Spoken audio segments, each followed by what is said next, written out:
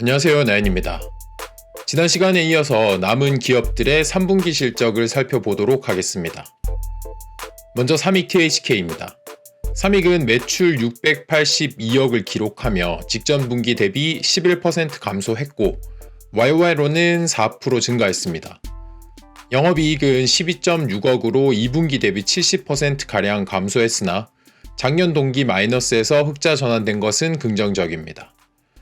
그리고 순이익은 직전 분기 대비 90% 감소, 작년 동기 대비 160% 증가되었는데요. 제품별 매출 현황을 보시면 LM 시스템은 약보합한 수준인 것 같고 메카트로 시스템과 줄 제품이 각 28%, 26% 감소했습니다. 줄은 매출 비중이 그렇게 크지 않기 때문에 차치하고 메카트로 시스템의 매출이 감소된 것은 약간 아쉬운 부분입니다. 이익단이 직전 분기 대비 감소한 이유를 살펴보면 판관비가 11억 정도 증가된 것을 보실 수 있습니다. 매출 원가는 10% 감소했는데요. 이 부분은 지난 영상에 말씀드렸듯 테크노폴리스 신공장 이설 비용이 2분기까지 대부분 반영이 되었기 때문에 개선된 것을 확인하실 수 있습니다. 이건 참고하시면 좋을 것 같은데요. 저도 생산 공장 이설 비용이 왜 판관비가 아니라 매출 원가에 잡히나 찾아보니까 이게 판관비는 영업활동에서 발생되는 비용 계정이고 생산시설에서 발생되는 비용은 매출 원가로 잡더라고요. 본사 직원의 인건비는 판관비, 생산공장 근로 직원의 인건비는 매출 원가로 잡힌다는 것을 알았습니다. 그리고 영업의 비용이 6배가 증가하면서 순이익이 직전 분기 대비 26억 줄어든 것을 확인하실 수 있는데요. 판관비와 영업의 비용의 증가 요인을 살펴보도록 하겠습니다.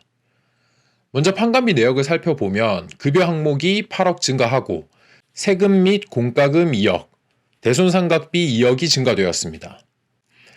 그리고 기타 비용의 증가 요인은 엔화 환율의 상승 때문으로 풀이됩니다. 삼익 THK는 일본 THK사로부터 원재료를 매입하기 때문에 외상 대금 등이 엔화로 잡혀 있습니다. 그리고 THK에서 차입한 자금도 엔화로 잡혀 있기 때문에 엔화가 상승하면 환차손과 외화 환산 손실이 발생되는데요. IR 담당자분께서도 우리 회사는 국내의 일반적인 수출 제조 기업과는 다르게 수입 기업으로 보는 게 맞다고 설명해 주셨습니다.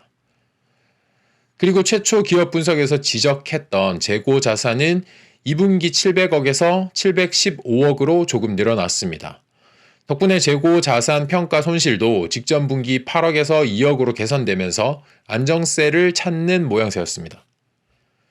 미래의 실적을 가늠해 보기 위해서 원재료 매입 현황을 살펴봤는데요. LM 시스템의 경우 꾸준히 우상향하며 2분기 대비 1.8% 정도 늘어났습니다. 메카트로 시스템의 경우 3분기 매출이 감소했으나 이 원재료 매입이 9% 증가한 것을 감안하면 다시 개선될 수 있지 않을까 생각합니다. 근데 특이했던 부분은 원재료 가격 변동이 거의 없었던 삼익인데 이번 3분기 LM 가이드 레일 항목이 수입에서 국내로 바뀌면서 가격 인상을 공시했습니다. 2분기 때 철강 가격의 무서운 상승세로 이 부분을 IR에 문의했을 때 이슈가 없다고 들었었는데요. 레일의 경우는 국내 제강사를 통해서 공급받는 게 있는데 탄소 합금강의 원재료 인상이 반영되었으나 판가의 일부 전가되기 때문에 원재료율 상승은 제한적일 것이라고 확인했습니다. 해상 운임 상승에 대한 이슈도 함께 문의를 드렸는데요. 앞에서 수출 기업이 아니라 수입 기업이라고 말씀드렸듯 삼익은 국내 장비사로 제품을 납품하고 있기 때문에 운임료 인상에 대한 부담도 크지 않다고 합니다. 그 매출 채권은 2분기 482억에서 423억으로 소폭 감소했고 가동률은 메카트로가 8.8%포인트 감소했습니다.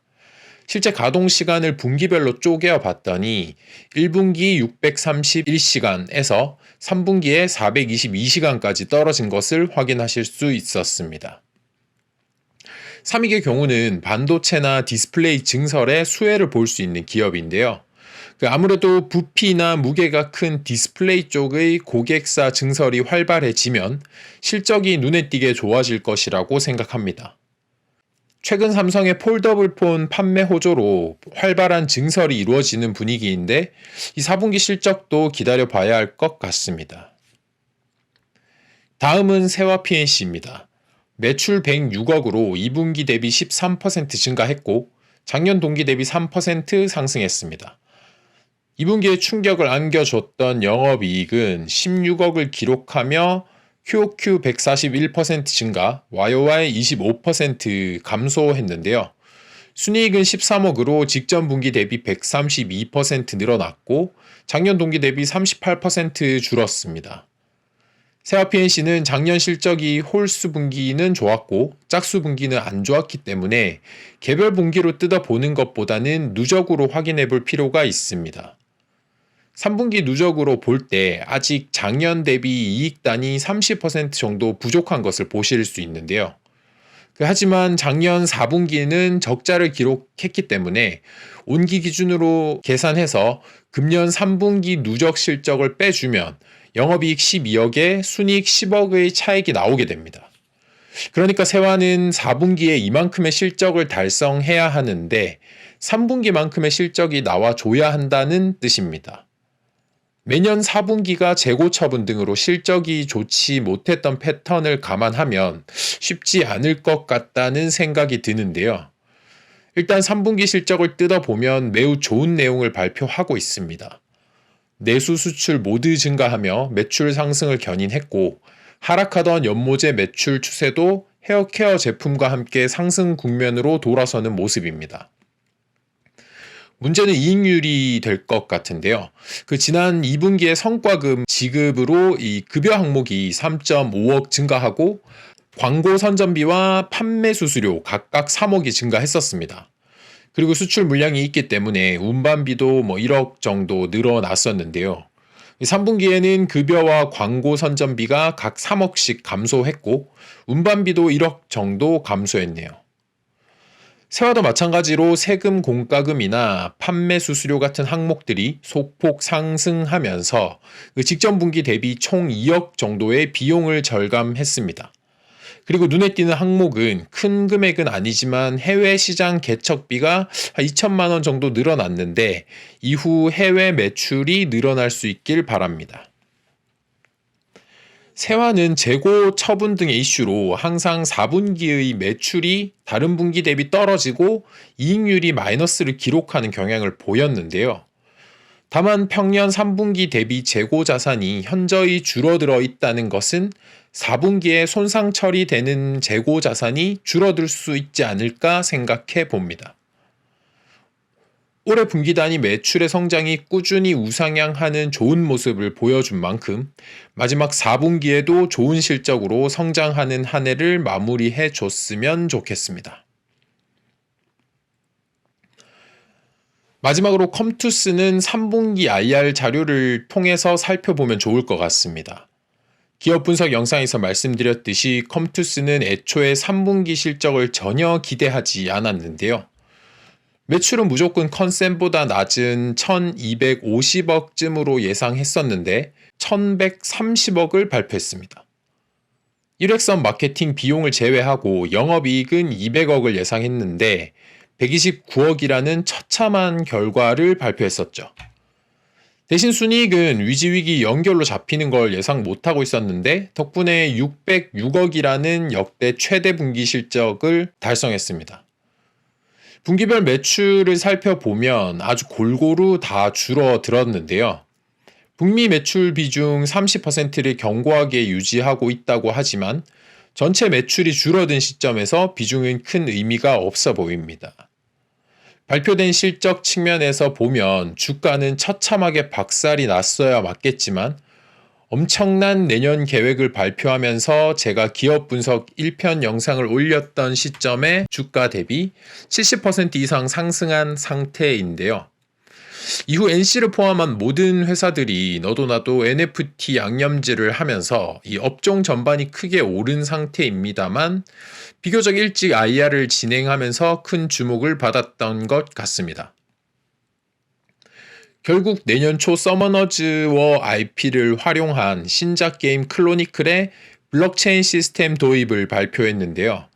제가 IR 담당자분과 통화했을 때만 해도 클로니클은 당장 출시가 임박해서 NFT 블록체인을 적용할 계획이 없다고 했는데 이번 3분기 실적이 많이 후달렸는지 질러버렸습니다. 심지어 메타버스 양념까지 가져와서 뿌려줬는데요. 이름하여 컴투버스입니다. 플레이 투 언을 넘어 라이브 투 언이라는 태그라인을 제시했는데요. 이러면 그 현실 세계랑 같은 거 아닌가 싶기도 한데 현실은 언투 라이브인가요? 아무튼 컴투버스는 오피스 월드, 커머스 월드, 테마파크 월드, 커뮤니티 월드로 나뉘어져 있는데요. 지금 한글과 컴퓨터까지도 부활한 싸이월드와 함께 메타버스 만들겠다고 하는 판국이라 과거 스마트폰 초창기 메신저 앱 과도기 같은 모습입니다. 결국은 우리는 지금 카카오톡만 쓰고 있긴 한데요.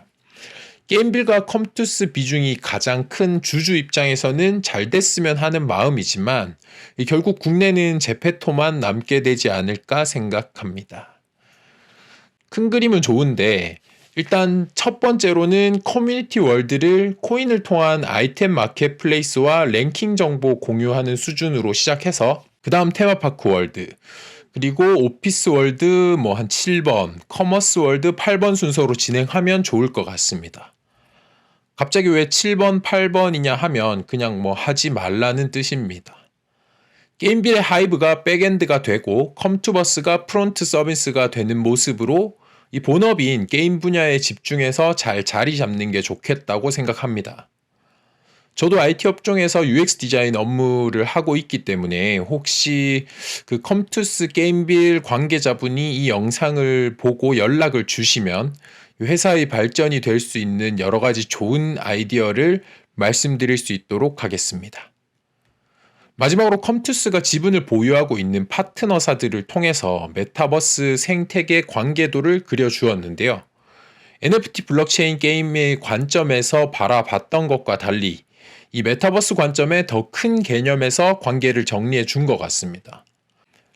아무튼 컴투스는 클로니클 신작 게임에 NFT 블록체인 적용을 발표했는데요. 위메이드의 위믹스처럼 기축 통화가 될 수 있는 블록체인 코인의 ICO가 선행되어야 합니다.